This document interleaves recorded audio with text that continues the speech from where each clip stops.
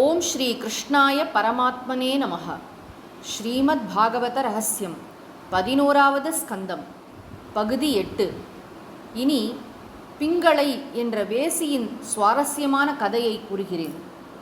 தோற்றத்தாலும் சுபாவத்தாலும் எல்லோரையும் கவர்ந்து இழுக்கக்கூடிய அந்த வேசி பிரசித்தமானவளாக இருந்தாள்.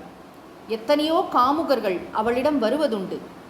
தனது வேசி தொழில் மூலம் நிறைய செல்வமும் வைத்திருந்தாள். அப்படி இருக்க ஒரு நாள் ஓர் அசாதாரணமான நிகழ்வு ஏற்பட்டது.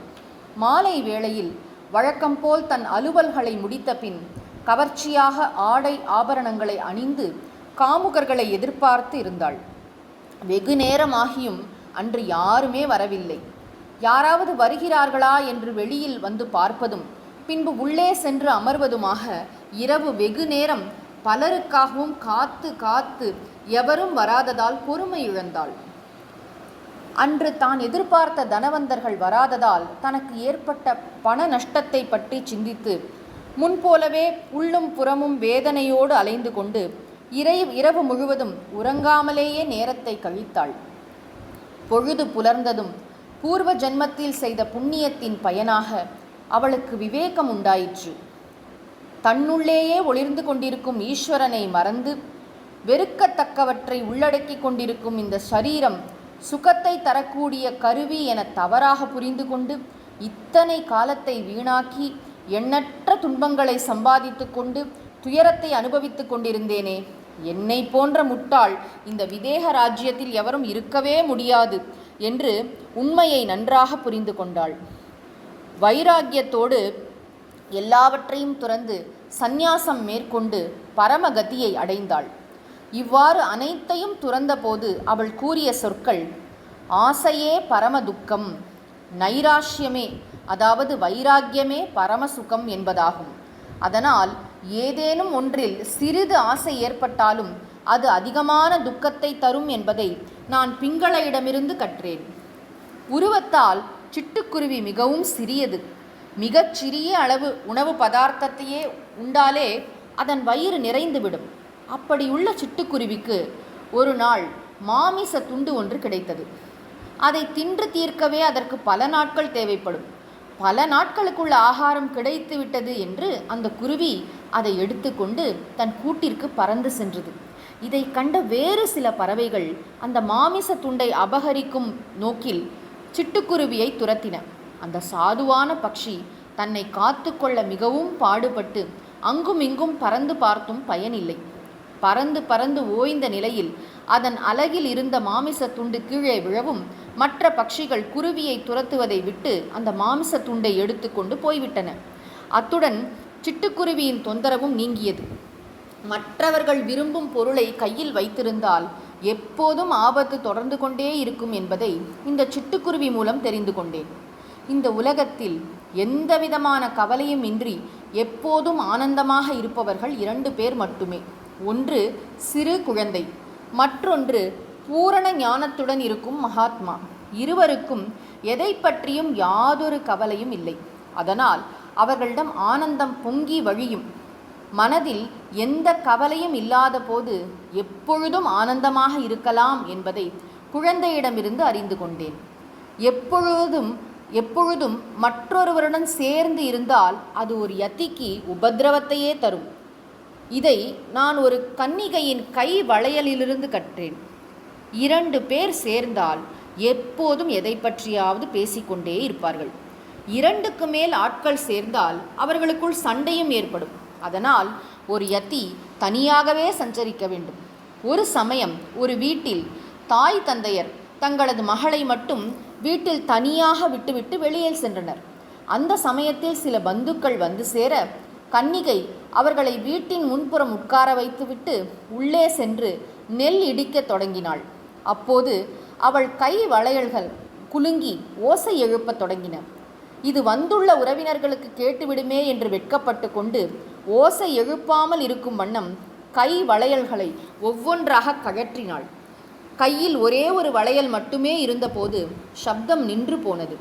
இதன் மூலம் துறவி தனிமையில் இருந்தால் அவனது மனதில் பலவித எண்ணங்கள் விகாரங்கள் உதிக்க வழியில்லை என்பதையும் பலருடன் சஞ்சரிக்கும் போது எண்ணங்கள் பெருகிக் கொண்டே போக வாய்ப்பு உள்ளது என்றும் புரிந்து கொண்டேன். மனம் ஒருமுகப்பட்டால் எந்த காரியத்தையும் செய்து முடிக்க முடியும் என்பதை அம்பு செய்யும் கொல்லனிடமிருந்து நான் கற்றேன். ஒரு சமயம் ஒரு மகாராஜா ஒரு கொல்லனை அழைத்து ஒரு நாளில் அவன் 50 அம்புகள் செய்து முடிக்க வேண்டும் என்றும் தவறினால் அவனுக்கு தண்டனை அளிக்கப்படும் என்றும் கூறியதும் அவன் பயந்து நடுங்கி உடனே போய் அம்பு செய்யும் பணியில் ஈடுபட்டான். மிகவும் மும்முரமாக அவன் தன் வேலையை செய்து கொண்டிருந்த சமயம் அதே மகாராஜா வாத்திய கோஷங்களுடன் அம்பு செய்பவனின் வீட்டு வாசல் வழியாக 2 முறை ஊர்வலமாக சென்றார். பலரும் ஊர்வலத்தை காண ஓடோடி வந்தனர். ஆனால் வேறு எதிலும் மனதை விடாமல் ஸ்ரத்தையோடு அம்பு செய்வதில் மட்டுமே கண்ணும் கருத்துமாக ஒருமுகப்பட்ட மனதோடு இருந்த அவனுக்கு ஊர்வலம் சென்றதே தெரியவில்லை. ராஜா கூறிய சமயத்திற்குள் 50 அம்புகளை செய்து முடிக்கவும் அவனால் முடிந்தது. இதனால் மனதை ஒருமுகப்படுத்தினால் எந்த காரியத்தையும் எளிதில் சாதிக்க முடியும் என்பதை நான் கொல்லனிடமிருந்து படித்தேன். பாம்பு எப்போதும் தான் தங்குவதற்கு என்று ஒரு வீட்டை கட்டுவதில்லை. எங்கு சௌகரியமாக தங்க முடியுமோ அங்கு இருப்பதுதான் வழக்கம். இதுபோன்றே ஒரு சந்நியாசியும் அன்றன்று எங்கு போய் சேருகிறானோ அங்கேயே தங்கிவிட வேண்டும். தனக்கென ஒரு வீட்டை கட்டிக்கொள்ளாமல் இருக்க வேண்டும் என்பதை சர்ப்பத்திடமிருந்து கற்றுக்கொண்டேன். தன் உடம்பிலிருந்தே நூலை எடுத்து வலை பின்னி தான் அதில் சிக்கிக் கொண்டது போல் நடித்து கொண்டு பிறகு வலையில் விழும் இரையை உண்டபின் மீண்டும் தனக்குள்ளேயே நூலை இழுத்து கொள்ளும் சுபாவம் உள்ளது 8 கால் சிலந்தி. இதுபோன்று நிர்குணஸ்வரூபமான பரமபுருஷன் தன்னிலிருந்தே மாயை என்னும் நூலை எடுத்து நாம ரூபங்கள் என்னும் வலையை கட்டி அதில் ஆத்மஸ்வரூபமாக மாட்டிக்கொண்டது போல் நடித்து நேரம் வரும்போது வலையை அழித்து தன்னிலேயே அடக்கிக் கொள்கிறான் என்பதையே நான் சிலந்தியின் மூலம் அறிந்து கொண்டேன். இதுவே பகவானின் படைத்தல், காத்தல், அழித்தல் என்னும் லீலை என்பதை உணர்ந்தேன். குளவியின் இனப்பெருக்கத்தின் கதை விசித்திரமானது.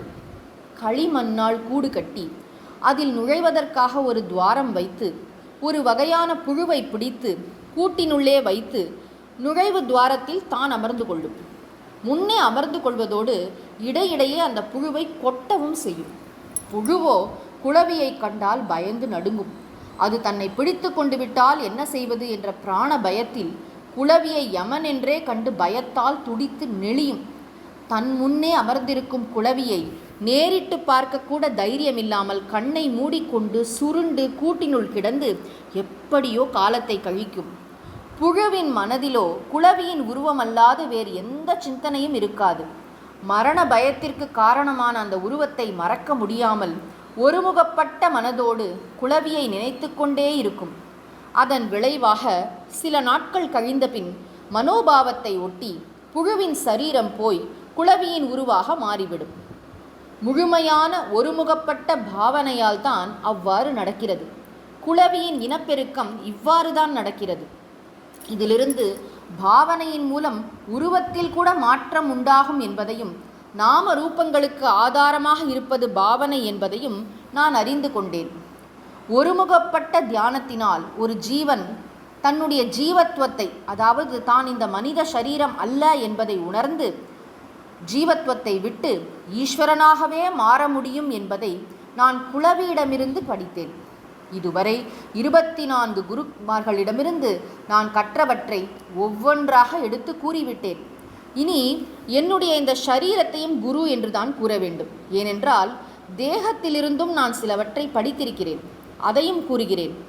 சத்துவ விருத்தியும் ஆரோக்கியமும் உள்ள இந்த புண்ணிய சரீரம் விஷயங்களை அனுபவிப்பதற்காக ஏற்பட்டது அல்ல, ஆத்ம சாட்சா்காரம் அடைவதற்காகவே ஏற்பட்டது. எந்த சரீரத்தில் இருந்தாலும் விஷயங்களை அனுபவிக்க முடியும். ஆனால் மனித சரீரம் பக்தி, ஞானம், வைராக்கியம் ஆகியவற்றை சம்பாதித்து ஆத்ம சாட்சா்காரம் அடைவதற்காகவே ஏற்பட்டது.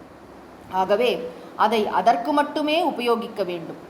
இதுவே ஷரீரமாகிய குருவிடமிருந்து நான் படித்த பாடம்.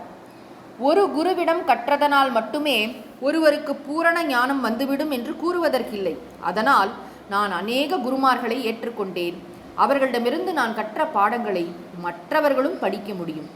அவ்வாறு செய்தால் அவர்களுக்கும் எனக்கு கிடைத்த ஞானம் கிடைக்கக்கூடும் என்று கூறி முடித்த அவதூதர் பின் எங்கோ சென்று விட்டார்.